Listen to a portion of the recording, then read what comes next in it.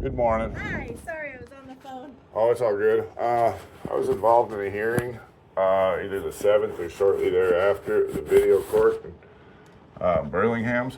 Okay. I'm going to need the minutes for that or the video. We don't do video or it's not, we're not a court of record. Well, that's a pretty big issue because my parental rights were restricted in that, and there's nothing in the affidavit stating why. And now I'm supposed to petition to the higher court to get my parental rights back, and I have no evidence on why they were restricted. And it was under the claims that on your conditions of release. Yeah, it was under the claims my wife was going to be looking for a restraining order, and I don't know if she has and been denied or whether she hasn't even bothered because there's no evidence. But the problem is when, she wasn't there claiming it, it was the prosecuting attorney claiming it. So it was hearsay, and I haven't seen anything filed by her, and my parental rights are restricted by this court. And now I have to play games in the upper court so that they can decide how much time I get with my child, and that's BS. Okay, so let me catch up to you here. If I remember correctly, that went upstairs, didn't it? It was a felony, wasn't it? It did go upstairs, yeah, but I was arraigned here.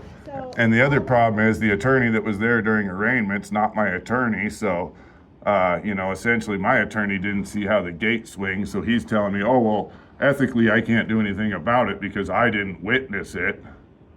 And you guys have no record, and he didn't witness it, yet my parental rights are restricted, and that's a pretty big issue. So it's already, that whole thing is already upstairs, so we don't have, I can give you a copy of the conditions that was here, but the whole case is upstairs now. So what you guys are saying is you guys restricted my parental rights and didn't create a record of why? It would have been just whatever conditions of release that would, from that hearing. Yeah, but the problem is there was nobody in that hearing besides the prosecutor making these claims. So it was hearsay. Karen wasn't there saying I was scared. It was the prosecutor saying, well, we heard from Miss Massey that she's scared, and now my parental rights are taken from this court, and I have to appeal to the other court so they can decide how much rights I get with my child. Like I said, Sean, I can't do anything down here because it is all upstairs now. And you guys didn't create a record of why you conducted this activity. I can give you copies of the hearing, but you should have gotten all that.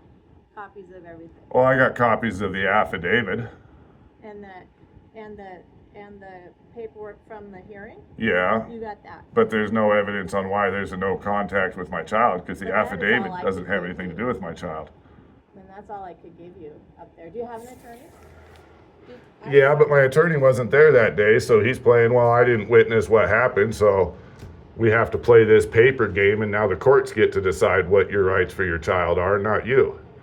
Which is funny because I've appealed to this town half a dozen times to help me protect my child, and CPS showed up at my door 2 years ago and said, take your child away from this woman, take full custody, which I did. She left town for a year. It cost me $12,000 in loss of labor and being a single father.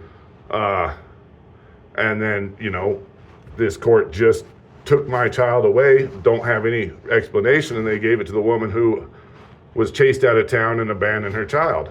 So I have some pretty serious issues, I guess. I'm sorry. Yeah, well, I guess, it's nobody talks to each other about what's going on, and everybody wants to go after Mr. Cowan, so it's a hole you guys dug. Thank you.